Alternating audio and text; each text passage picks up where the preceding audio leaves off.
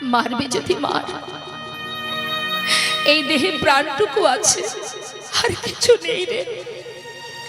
সন্তান হারা হয়ে কাঁদতে কাঁদতে আজ আমি অন্ধ হয়ে যাচ্ছি।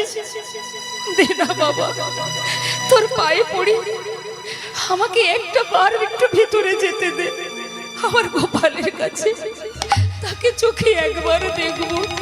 দে না রে, তোর পায়ে পড়ি। না, এ তো কোনো কথা শুনছে না। রেগে গিয়ে এবার চাবুক তুলে বলছে, দেখতে পাচ্ছ কি আছে, ভালো চাও চলে যাও, না হলে চাবুক দিয়ে আঘাত করবো তোমার।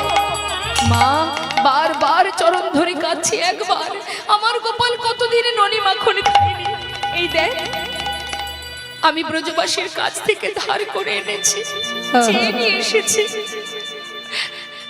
আমাকে একবার আমার গোপালকে ননি খাওয়াতে দে একবার। যেই না বলেছে মা, দাঁড়িয়ে আর সহ্য করতে না পেরে এবার চাবুক দিয়ে মা যশোমতীকে আঘাত করতে শুরু করল।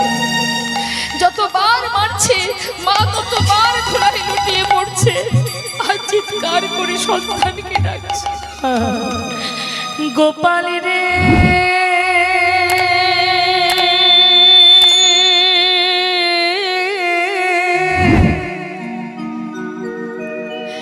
গোপাল